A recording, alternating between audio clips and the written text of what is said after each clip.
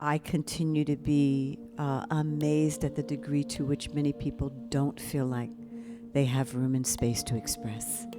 And often it takes time for someone's voice to drop down and for the real aspects and dimensions of who they are that are not practiced or rehearsed or performed to start to move through. And I feel like when somebody is revealing the truth of who they are, that is like the greatest gift you could ever receive.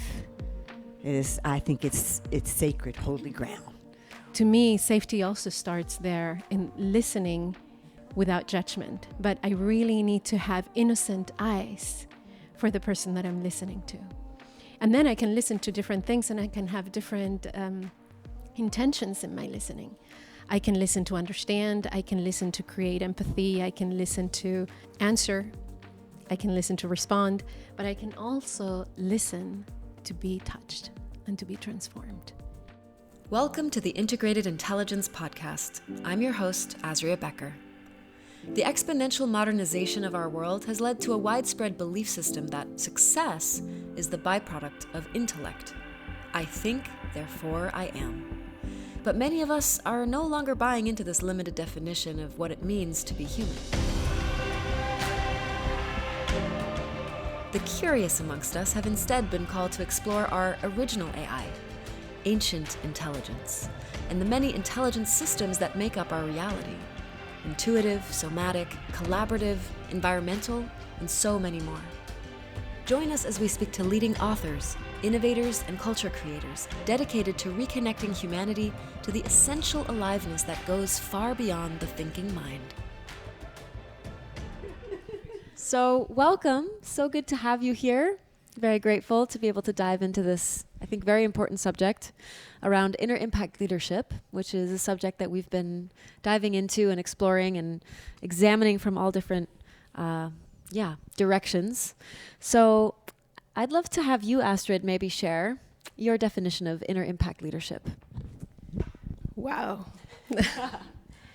I believe that the more we are who we are inside, we can be who we are in the world. And so that there's a place of authenticity. Because if I'm home, I don't need you to see me. I am free. So for me, that's the core part of this impact. Because I am free of the search of validation. And I am free to not manipulate and to not be manipulated. And so I am free to see you and I am free to serve you. Yeah. I'd love for you to flow into a brief introduction of who you are, and then we'll go around and have each of you share just a few sentences around who you are, the most authentic expression of you as an inner impact leader in this world. Thank you, Azrya. I am Astrid. I've been a mentor for a few decades. I founded the Inner Freedom Institute, and I created the Inner Freedom methodology for leaders and personal transformation. And then I fell in love with this project and these humans, and now I'm the Institute steward. And I'm here to serve you all and to serve myself by just being ourselves and being in true service to really caring and to really being here present with whatever that is. So I am a mother and a grandmother and a daughter and a sister. And yeah. Thank you. Thank you all for being here. Thank you for being here. I'm so excited for this conversation. Thank you. So my name is Rha Goddess. I am the founder and CEO of a company called Move the Crowd. We are a social entrepreneurial training and development company. We teach people how to stay true, get paid, and do good, which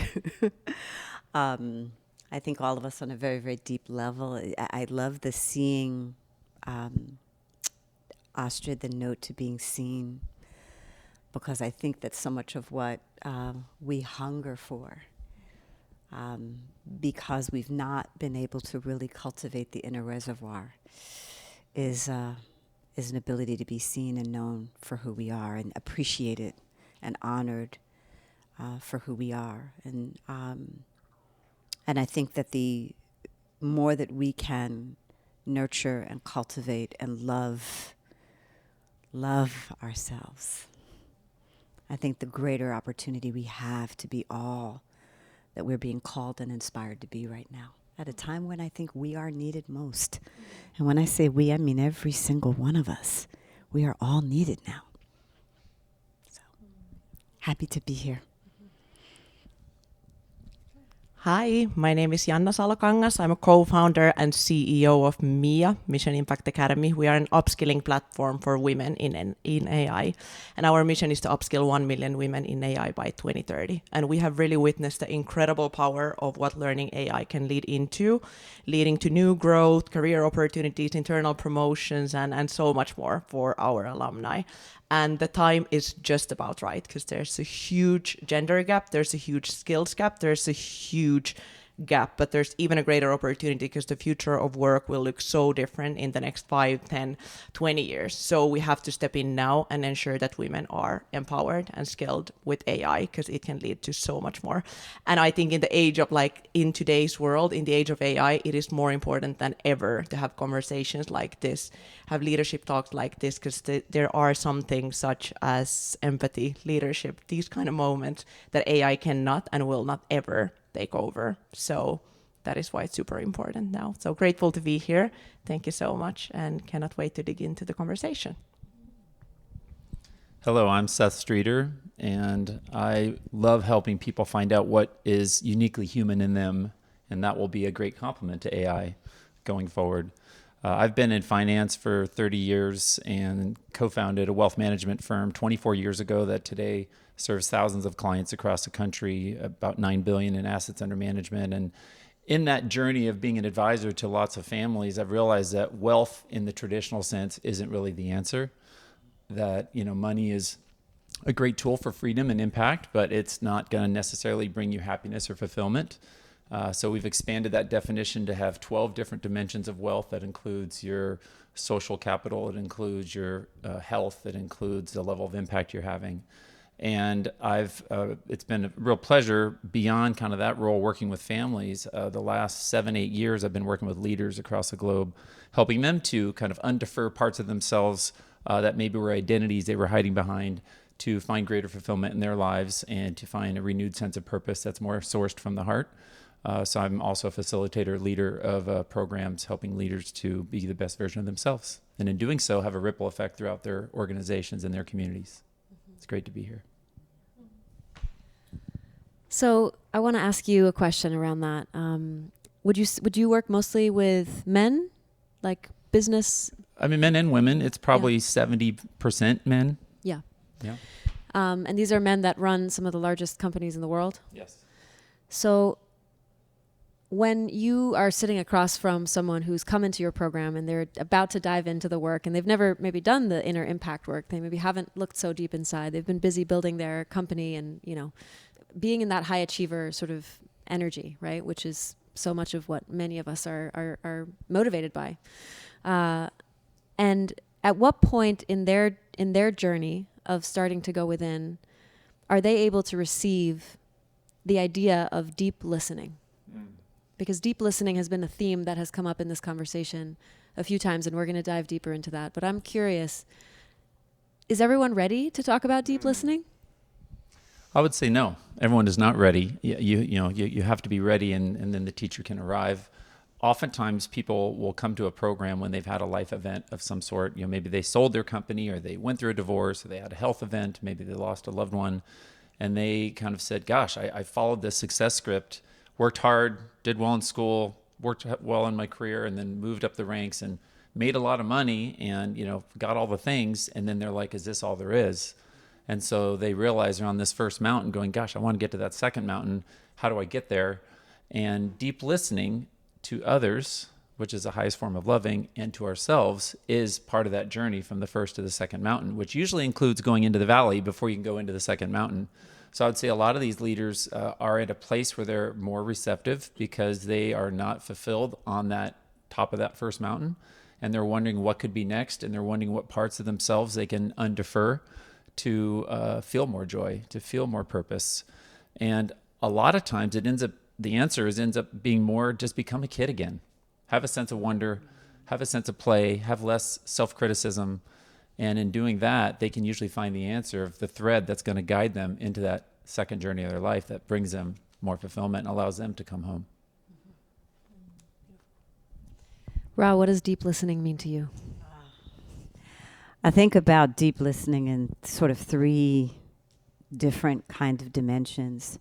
I think the first, which is something that I'm becoming more and more of a student of, is really listening for the highest callings of my soul. And we call it gut, intuition, there's so many different names, source, and being obedient to that guidance, that inner guidance that leads, and I think wants to lead all of us to our greatest expressions. So there is for me the building, the reservoir of being able to have the kind of stillness that enables the whispers to be heard,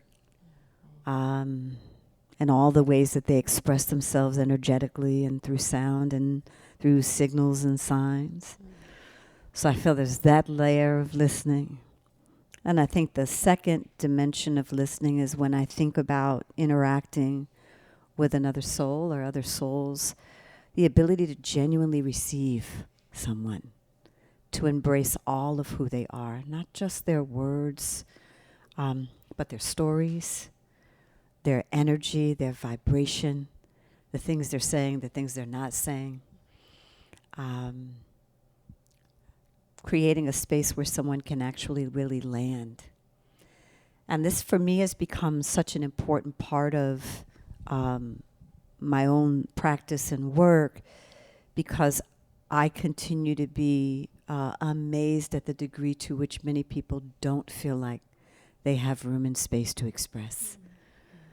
That there is very narrow windows or slivers of life where they may have a voice. And often it takes time for someone's voice to drop down. And for the real aspects and dimensions of who they are that are not practiced or rehearsed or performed to start to move through. And it's interesting in my experience is that if you can create even a little space of presence and interest, that people will accept the invitation and be encouraged actually by your silence and by the loving compassion power of your presence to reveal more of who they are. And I feel like when somebody is revealing the truth of who they are, that is like the greatest gift you could ever receive. It is, I think it's sacred, holy ground when somebody shows you who they really are. So I think of deep listening from the perspective of being a vessel where people can come and rest and express and stretch out in the truth of who they are. And then the third dimension for me is really rooted in compassionate listening, which is the ability to sit in or see through the lens of another, particularly if they're in upset around something, the ability to really empty out so you can fully hear, even sometimes if the energy is coming at you, which can be very difficult, but to be able to be still in the face of someone's upset. And really see and experience whatever is occurring through their lens, so that compassion for their humanity can be present, and then the opportunity potentially to heal, transform, resolve, or just witness. Deep listening, deep witnessing.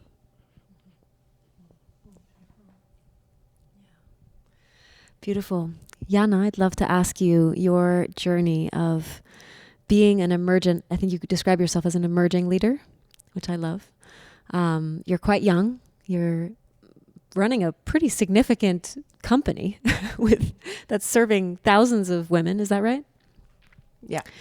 And you were sharing that in some ways, yes, you're training women to work with AI and understand how to use AI as a tool, which is important and empowering.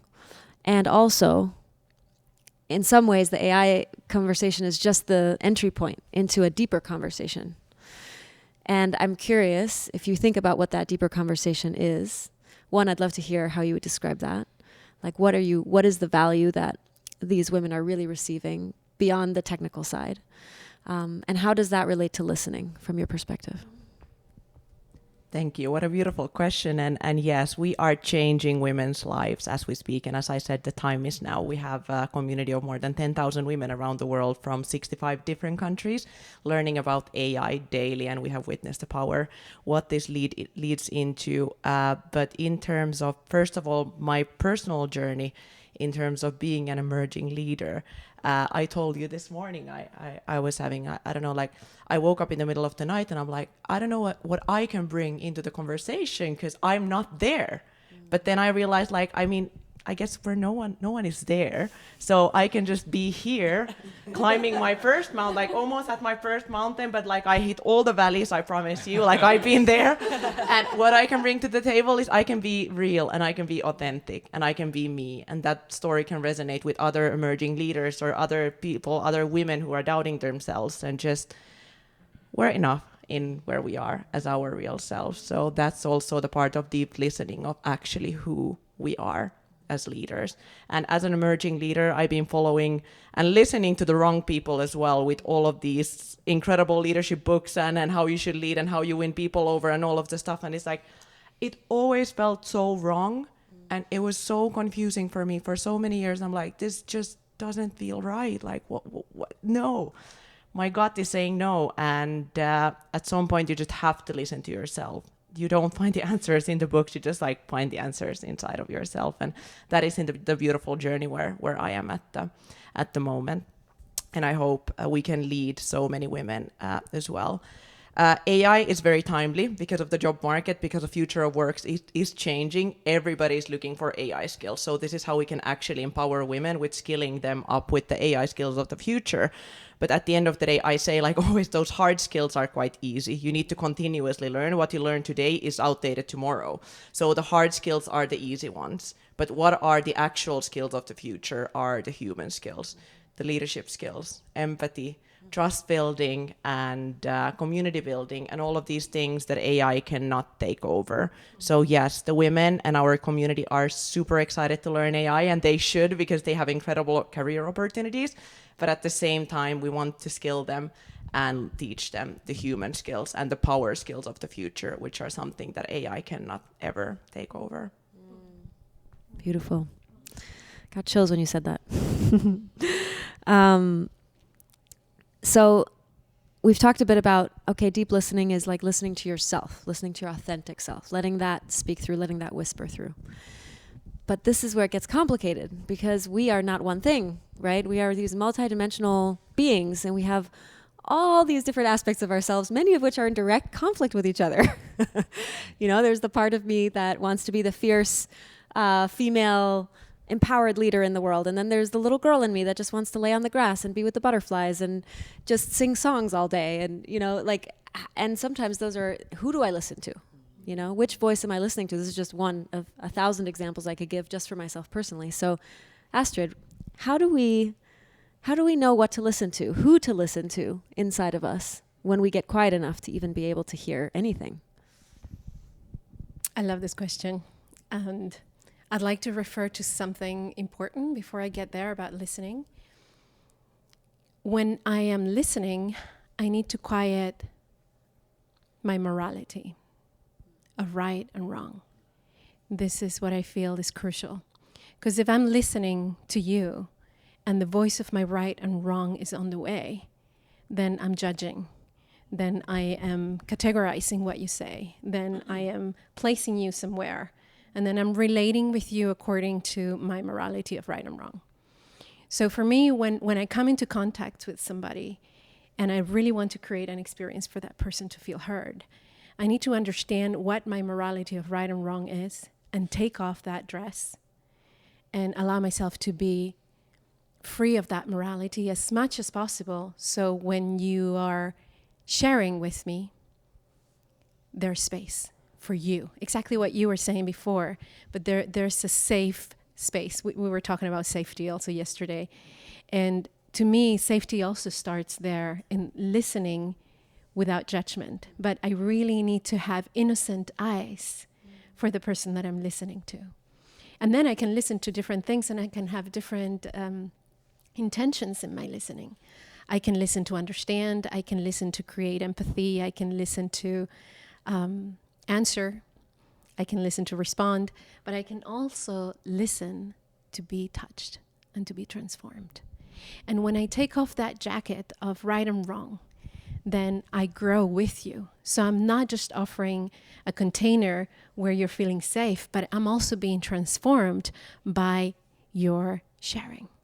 So it's a movement that we create together. And that is the movement of listening that I'm interested in. And I feel an apprentice of. Like, I created a whole framework around listening, and I look at that every day. And it's like, what is my intention right now? What am I listening to? So I can listen to you, but I can also listen, going to your question, I can listen to you, I can listen to your words. I can listen to the story that I know of who you are. I can listen to the field. I can listen to what happens in my body when you're speaking. I can listen to so many different things. And so we need to be aware of what are we listening to, and where am I listening from, and what are the filters that are on the way? So how can I undress myself from all of that noise so that I can have innocent eyes for you and offer a space for us, for you to feel safe and for me to be touched and transformed? Yeah. Yeah, and I think just speaking into the piece around, okay, there's so much, there can be a cacophony of voices inside of us, right? When we go to sit down to meditate and we're like, okay, I'm going to be Zen, push the Zen button. And then all the voices start, right? And they're like, oh, you didn't take the laundry out, and you need to check that email. And, you know, really, you don't need to meditate right now because you meditated yesterday for 20 minutes. So it's okay. Like, just go get the snack. Like, and there's this schizophrenic, you know, thing that is really, I think, I don't know, I can't be the only one who's dealing with this. And so it takes my experiences, like, for me to get to the juice, meaning like the deepest part of my intuition, the real wisdom that is inside of me, I have to kind of chew through these layers of the more superficial parts, and the parts that are sort of relentlessly trying to distract me from getting quiet enough to actually hearing those subtle whispers, and the subtle parts of me that are communicating. And sometimes there's resistance. I don't want to hear what they have to say, because what they have to say is in direct conflict with what my mind thinks is the right thing to do, speaking of right and wrong. And so, for example, I have a full day of work and I have 10 Zoom calls and I need to move the ball forward and I have deadlines, but then when I really tune in, my body, my deeper intuition is saying, you need to rest. You need to stretch and you need to rest. Well, now I have this conflict with myself, right? Who am I listening to? And so I think this is one of the great and beautiful challenges of deep listening. And I think a lot of people, especially if we're familiar with the sort of the framework of like masculine, feminine, which is something that is talked a lot about in the circles of the people who are doing the personal work, this idea of yin and yang, of polarity, that we all have these energies inside of us. And we like to, at Kavana, well, I won't say at Kavana because maybe it's not true for you. She's teaching me to not project my beliefs onto her, so Listening. I shall speak for myself. I'm listening to you. I like to reframe masculine and feminine to alpha and omega, which is kind of just a way to neutralize those words a bit. And so I think most of us who are familiar with that type of polarity work and that framework would associate listening more with the omega, the feminine side of the equation. Because listening is in and of itself a receptive act. And a lot of times, even the way we refer to like hard skills or soft skills, a lot of times the emotional stuff, the intuitive stuff, the listening, the trust, like these are the things that we associate as soft or as sort of less powerful. but the truth is that when we're really deeply listening, sometimes we have to go to the most difficult places. And I think this is another theme that emerged was the feminine energy, or the omega that I believe is rising right now on this planet and manifesting itself through actual, humans, both male and female, that is calling us to be in a deeper state of receptivity and listening with life.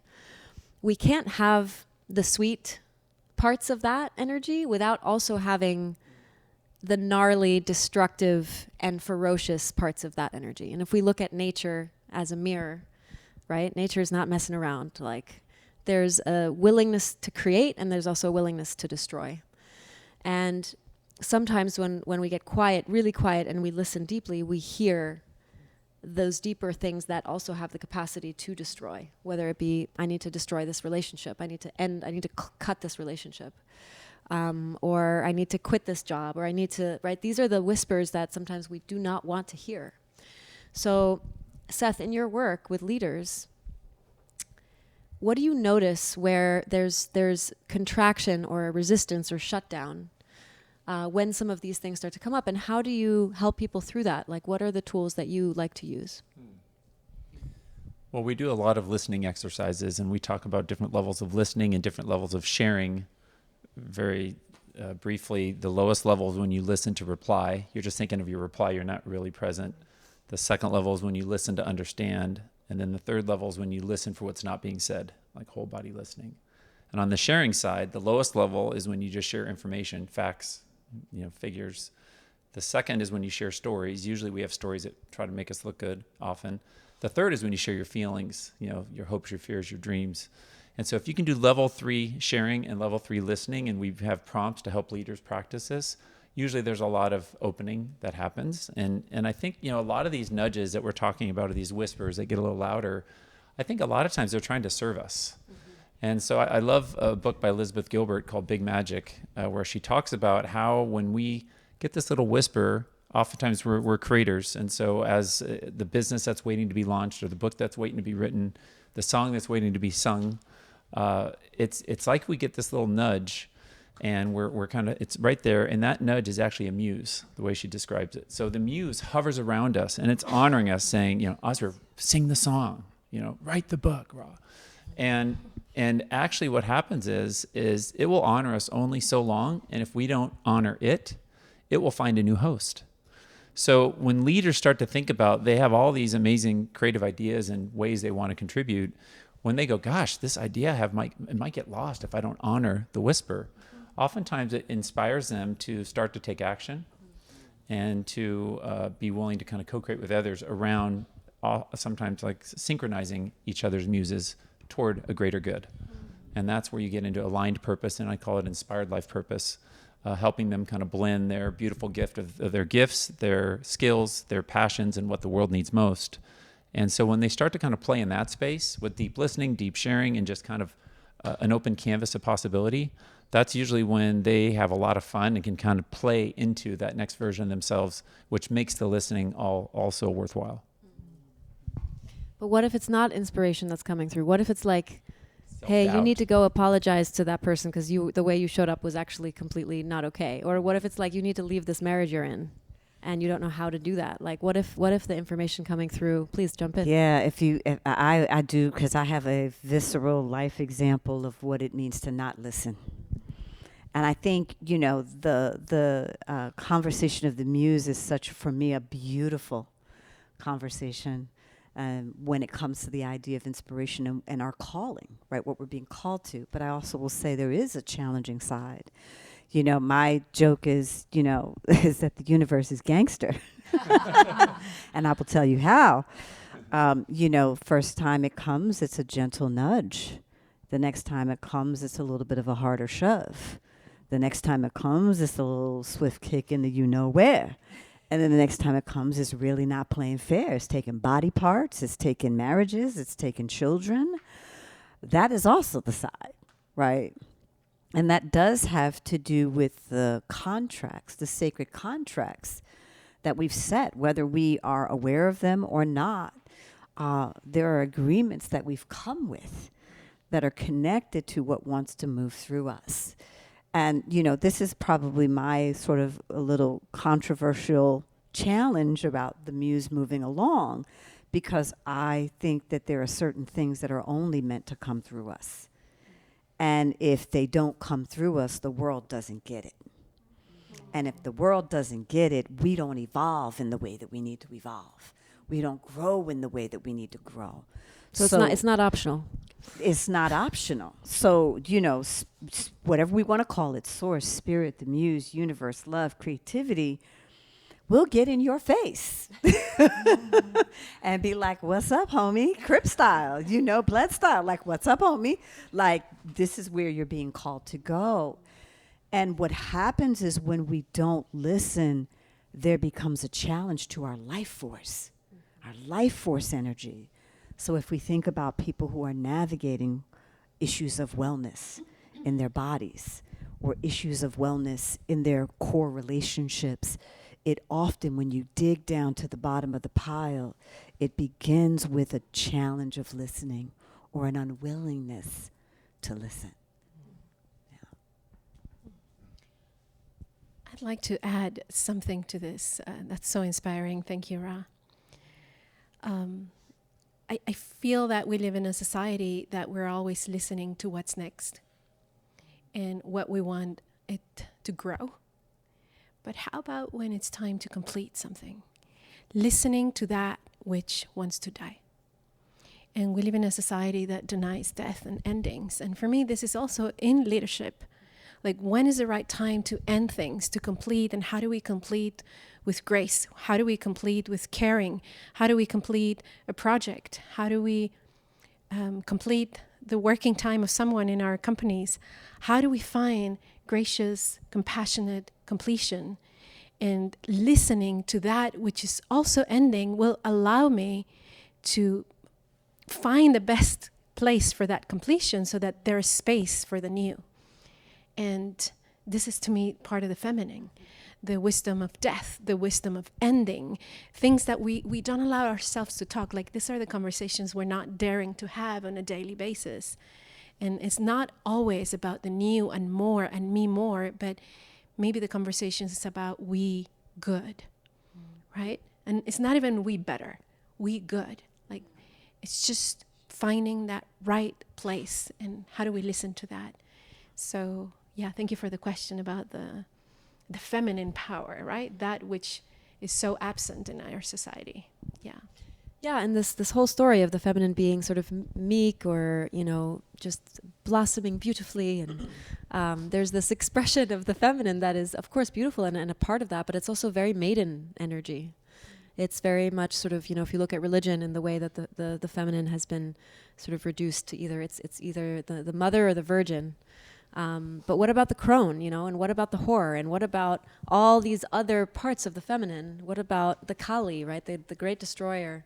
And so I think as this energy is invited more into our leadership styles, into our organizations culturally, we have to develop the capacity, like the resilience in our nervous system to meet some of the intensity of this. This is maybe something you could share, because you shared with us about a polarity workshop you did around the fire coming at you. Maybe you could share, because I thought that was relevant. Yeah, I recently attended a program where there were 100 men who did men's work, and then there's 100 women who had been doing women's work for a few months. And then they brought us together, 200 people together, to do different exercises.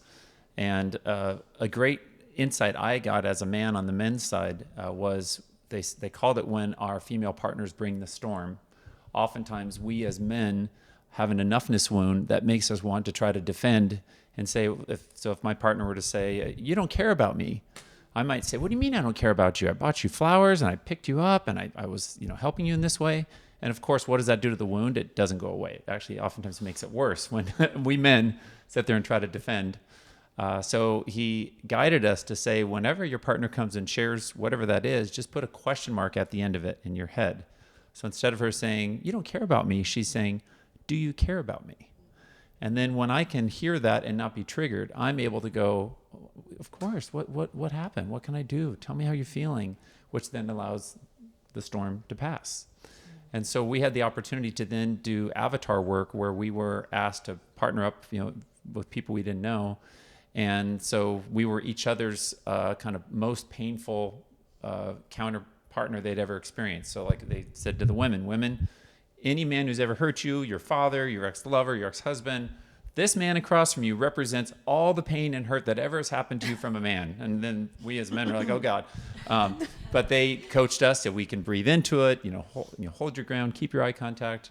And it was amazing to see what happened as far as the release on both sides and kind of then the coming together once we could see and feel each other. And we weren't, directly triggered because it wasn't us who caused that pain, but we could definitely relate to it. So it's very powerful work when it's facilitated well. Yeah, I think this leads me to kind of the next subject, which is the theme of integration, which is a theme that comes up again and again and again in so many ways. And I think one of the, more obvious integration examples would be sort of the integration of the masculine and the feminine, or the alpha and the omega. One way that we integrate, for example, the omega, the full force of the omega, is by being able to stand in the storm and not collapse and not need to defend and not need to, but to really build the body, right? I think a lot of this, the integration at its core can't happen without, it can't happen just on the cognitive, it has to happen on the physical somatic level, meaning like our nervous systems have to learn how to capacitate more of the intensity of life. Life is intense. And so I notice and I observe in myself that I have this incredibly sophisticated capacity that I've developed to escape the intensity of the present moment by getting into my head and creating a whole world mentally, a whole construct of story and meaning and questions, and like a whole debate team can go on in my head. But what's really happening is my nervous system doesn't want to feel the thing that's actually happening right now here in this moment. And I've created this elaborate escape mechanism, essentially, to not have to feel the thing. So I'm curious, maybe for you a question, and I don't know if you're at this stage already with your company, but when you think about the other skills, the human skills that you mentioned earlier, emotional intelligence being one of them, I would say, embodiment being one of them, for women, but really all leaders, what do you see as like the readiness for that? In my personal experience, every room that I have entered, men leaders or female leaders, if I'm the first one who has the courage to step in with my feminine leadership, which is vulnerability and empathy and all of these things, that opens the doors. You need to be the first one to lean in and actually lead by example and be the feminine leader. And men and women are so welcoming, and they actually are just supporting all the way. So I think for us, it's just like leading by example and really having the courage of stepping in and being in your full feminine power and being vulnerable and being open and radical and authentic. That is what changes everything. So we just need to empower more women to step into that courage of just being themselves, because the world is starting to get ready. But then obviously we have a pipeline issue of not having enough women in those rooms and all of the other stuff. And me being a Nordic white woman, I know how privileged I am. I'm running at the forefront of this huge marathon, but that's the thing, I'm the forerunner, and if I start to slow down, imagine what happens to the tail. So that is why whenever I get an invitation to a room, that is why I invite all of our community and my friends and everybody to join us there, so we can close this gap all together. Does anyone else feel inspired to talk about integration as a theme? I'd love to hear, without a specific question. The integration of opposites, the integration of polarities, the integration of the peak experience, right? Many of us go to a retreat, have a powerful experience, come home, and then find ourselves slowly but surely slipping back into the patterns and the old ways of being. True integration is, how do we make those moments where we touched something true, something authentic, like how do we make those a part of our lifestyle, where they just become a part of us, they're intrinsic to us. We can walk into a room and not say a single word, and energetically we are transmitting that because it is non-negotiable. To me, that is integration. What did you want to say? Well, this morning we did this exercise of bridging different parts of ourselves. Like most of us here are bridging different worlds. And how do we integrate those worlds? So it's not only feminine and masculine, but what is the integration each one of us is bringing together right now in our lives? So for example, for me is the younger woman and the elder both existing at the same time. And how do I find peace with that? Who am I listening to in that integration? And how do I allow them to merge so that I can experience myself as one, and not like in the morning I'm the young lady running around and in the evening I'm the elder, but that I can be all of those things all at once. And for me, one thing that it's important to remind myself and to remind all of us is that at the end of the day, no matter where we are, or whether it's the biggest company in the world or making tortillas with Maria in the market, we're all human and we're all made of the same. And for me, is the integration of all the parts that make us human. And to remember really that we're made of the same, no matter who you are and whatever are your external achievements or even internal achievements.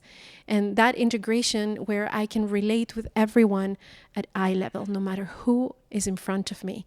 And that to me is the ultimate expression of integration, where I am one with you and with everyone that I encounter.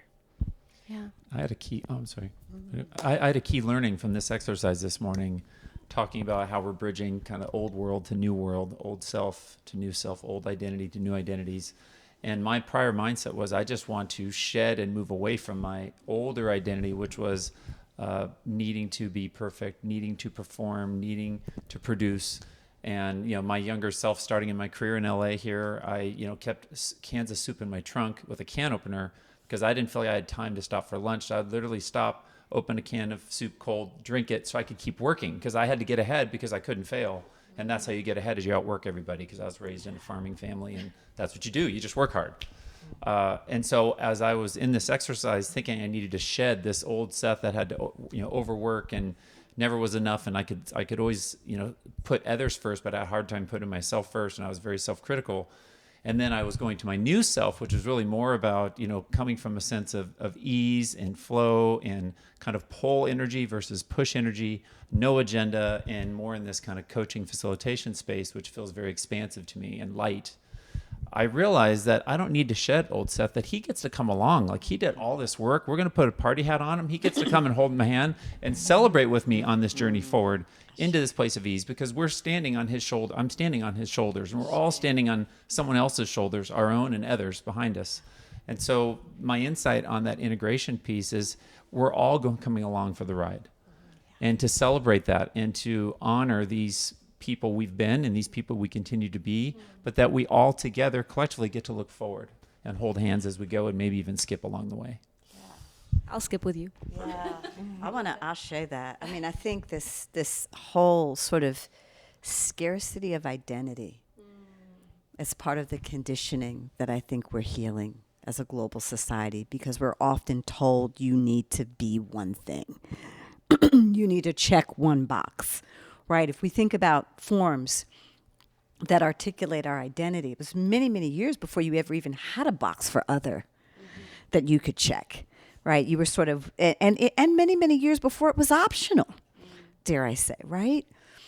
And we are multifaceted, we are multidimensional, we are multilingual, we are multi-expressive, and part of our wholeness depends on that ability to bring everyone. I love that. I love the imagery of that, Seth, you know, where we're all skipping along and we've got our hat or whatever we're carrying, our calculator, you know, for our nerdier parts, you know, whatever it is. But I think this idea of whole self, whole success is really where I believe more of us want to be, you know. And I think the inner warring, right, that you mentioned, Azrya, which I think is so pertinent, so common, so not talked about, the degree to which we can be our worst enemies, you know, and that a lot of us are learning how to become our greatest champions, but that it is a process and it is a journey. But the minute that we sort of decide that some part of us doesn't get to come along, or some part of us needs to go back in the box, is the minute we begin to give up on our power, we give up on our expression, we give up on our wholeness, give up on ourselves. Yeah, I've been thinking a lot about, if you look at someone called it the poly crisis, like there's just so many that, it takes too much time to even try and name them all, but all the things that are happening on our planet right now, I always want to look, as like a systems thinker, I always want to look at what's the thing that unifies all of these things? Like what's the common thread? And one of the ones that I've been really sitting with is this idea of fragmentation. And being fragmented both internally from the parts of ourselves that we've deemed unworthy or, rejected, abandoned somewhere along the way, that are still stuck in an old trauma pattern. The fragmentation from the people around us, the fragmentation from our relationship to the natural world, to the spiritual world. Like there's this kind of systemic fragmentation, and one of the antidotes to that from my perspective is integration. And we've talked a bit about redefining success, and I guess I'd love to this is less of a question and more of a statement, but what if being integrated is actually like the new expression of success, whatever that looks like, and integrated leadership too, I think is a really powerful idea. Because we really do need the whole self in order to stand in our full power. And at this moment in time, especially with the stakes being so high, nothing less will do. No part is left behind. And it's tedious because it takes time to like go and find all these little fragmented shards of the self. It's like if there's a glass bottle that's shattered in 1,000 pieces, and like putting it back together meticulously, really understanding each part and seeing the beauty of each part is a process that we have to be willing to invest the time and energy into. And not only willing, but able. And this also brings me to the subject of privilege. Because when I just comment on that real quick? Of course. Because we did something that I thought was really powerful around that yesterday, where we asked each other a question and then we shared the answer. Each partner had 1 minute. And then we had a beautiful song, and you actually sang. And we had people close their eyes and they painted the song as they heard it. And they painted it and they kind of connected to a different vibration within themselves. And then they came back and did the same exercise with the same question again. And 100% of the people had a completely different experience. Mm-hmm. So there's intelligence out there that we can tap into with some just little subtle exercises that allows us to go there. So it's fragmented. There's all these pieces and it's a lot of work, but sometimes there's these really simple exercises that give people a taste of that. Sure. A taste of that connection, that depth, that divine within all of us, that then allows for there to be really rapid transformation. Yeah, it's possible that I'm overcomplicating it all. Have you ever done that before? I'm very open to that. The change that happened to me was I felt my words the second time. The first time I was just talking, but the second time I really felt what I was saying. So it was transformational. Yeah, I think because I know my experience of the inner work is there's no end, like there's no bottom, like we are these quantum beings, and so it just kind of keeps going and going and going. You think you found the bottom or you think you found the top, and then it's like, oh no, it's just opening up into a whole nother dimension. And so again, I do want to just talk briefly about privilege, because I think it's such an important piece, especially when it comes to inner impact and the luxury of having the time to go and sit in circle or hire a coach or even ask ourselves these existential questions of like, who am I and why am I here? When we're the people on this planet, which is the vast majority who are just trying to figure out how to make it through the day and put food on the table and survive, don't have that luxury. And so, yeah, I guess I'd love to hear from the group, anyone who feels inspired to speak into that. Like because I know I've had privilege shame personally, like shame around my privilege. And I can feel how shame is such a blocker. Like it sort of comes in and it just wants to like paralyze me. But I can't let that happen, because I know that I have to use this privilege in a good way and steward it so that I can hopefully create more opportunities for others. And so that's not an option, not right? Like crumbling to it isn't an option. What would you say to that? I mean, I think, and I recognize and understand the privilege conversation. but I want to contextualize it a little bit because I think we have a perception that transformation only happens where we are sometimes. And I really want to talk about this because source is everywhere. And source is moving everywhere. And I mean everywhere, you know. I'll give an example and then I'll kind of come back to this privilege conversation. I remember having the honor of being a cultural envoy to Rwanda. And we were in a small town on the border of Burundi and Rwanda, and it was about, 5:45 in the morning. And we're up because we're going to a village to sit with a community of leaders. And I remember seeing a young African woman walking along the side of the road with a big bowl of avocados on her head and her baby wrapped and strapped to her back. And man, she was walking with such pride, such power, like she was clear she was going to sell out at the market today. And no one could tell her anything different, right? And this is along a dusty road where all kinds of traffic and all kinds of things are happening. And I saw her, she was poetry in motion, she was God personified. I had no doubt, do you know what I mean, about the future of her or her baby, right? And I say that because sometimes through the lens of privilege, we can assume that we're first. We can assume that we know. We can assume that that it's our job to rescue everybody else. You know what I mean? Like, there's a lot of things we can assume when we operate through a context or through a lens at which we believe that what we do only happens here.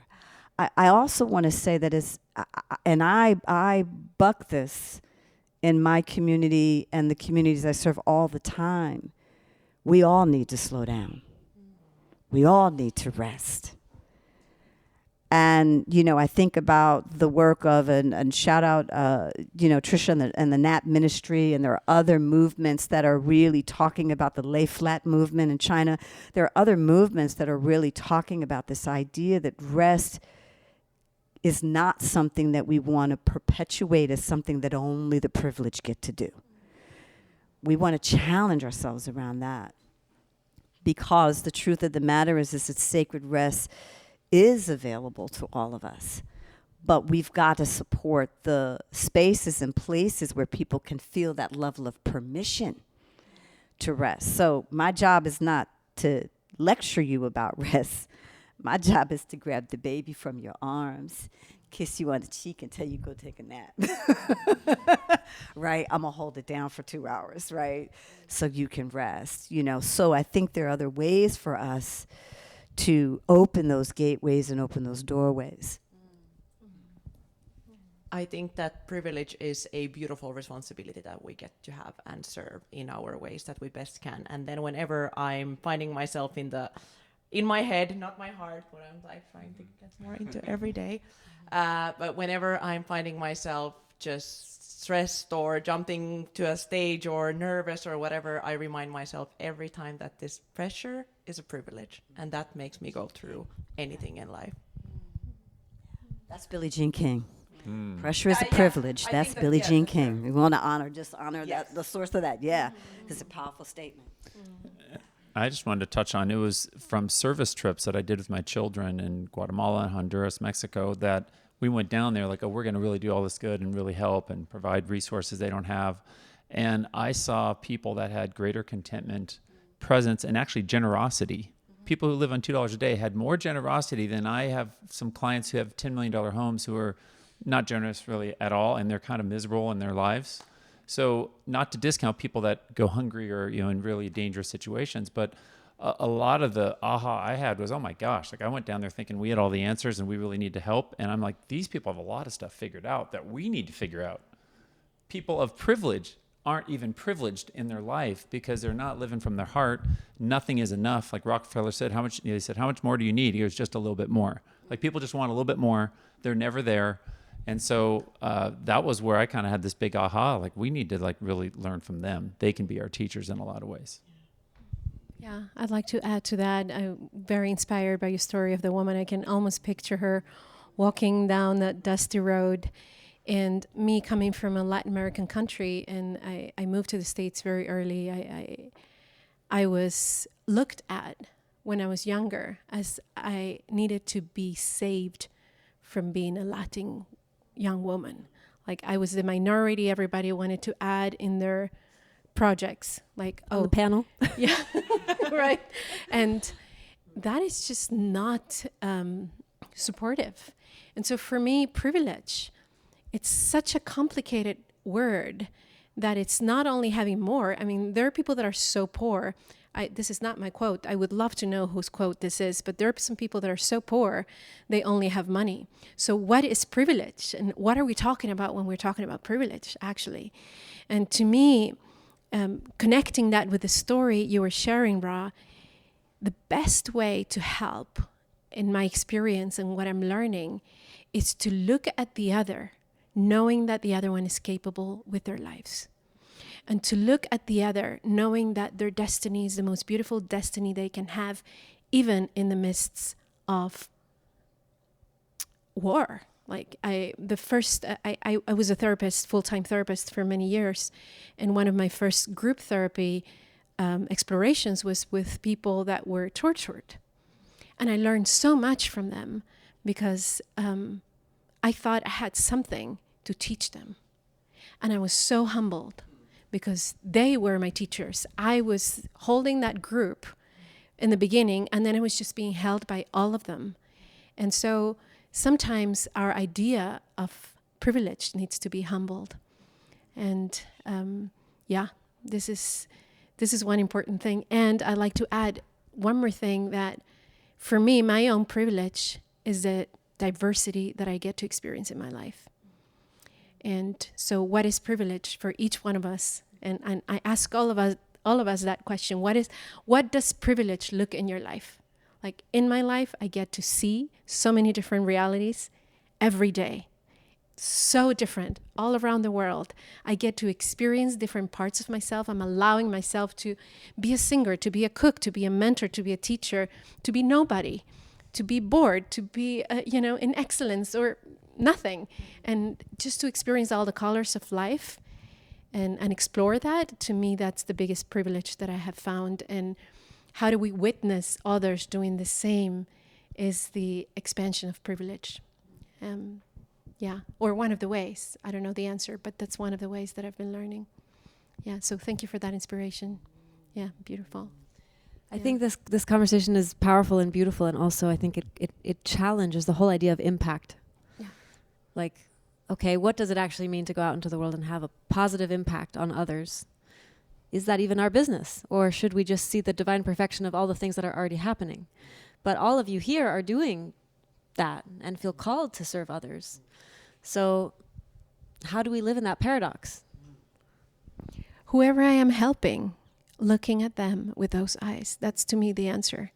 When I'm serving someone, I'm not interfering in their destiny or who they are or what they choose. That's why in the listening, if I take away the morality of what is right and what is wrong, I can really be there for the other. And what does the movement of that person look like?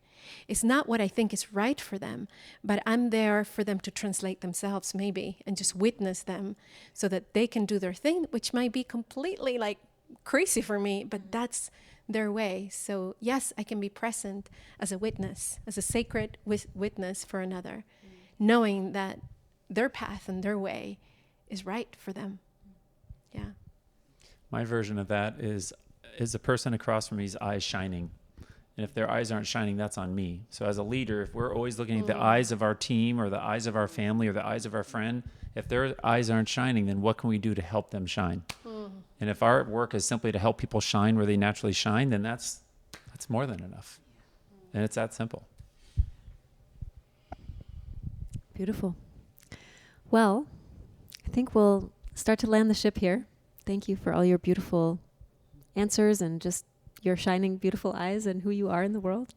Really grateful for this conversation. How can people go deeper with you? Okay, well, maybe I'll start and I'll just pass it down. So would love to have them connect with me through social media, Seth Streeter or sethstreeter.com, my website. And we have different programs and offerings, and just love to also collaborate with others. We're all on the same journey, going home. Would love to connect on social media, LinkedIn.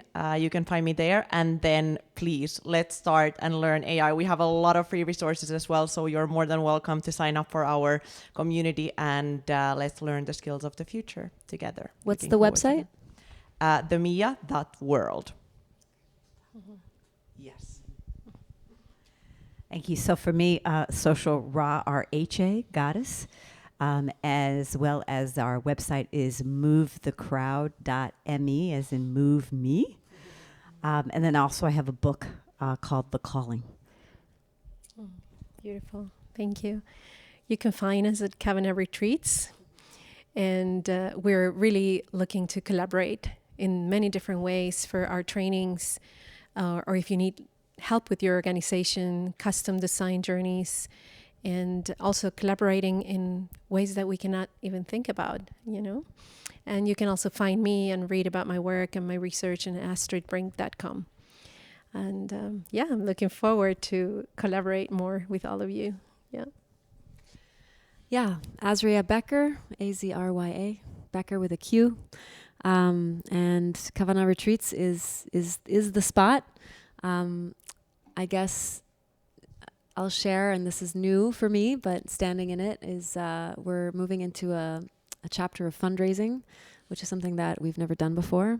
So we're opening up to those who are inspired by the mission of Kavanagh, which is, made manifest through this physical space that we're building in Mexico. You can check out the website at kavanagh.retreats.com. And we're calling in aligned kind of contributors that want to help us make it happen. So reach out. Beautiful. Well, thank you so much for this conversation. I really enjoyed every nugget of it. And I look forward to deepening and more and more and more, because we need to have these conversations and just always getting started. Eternally, the eternal apprentice, which is the archetype that I think we all embody, being the apprentice of life, listening deeply to life, and sharing that from our hearts. So thank you for being that. Thank you. Thank you, everybody. Thank you, guys. Thank you.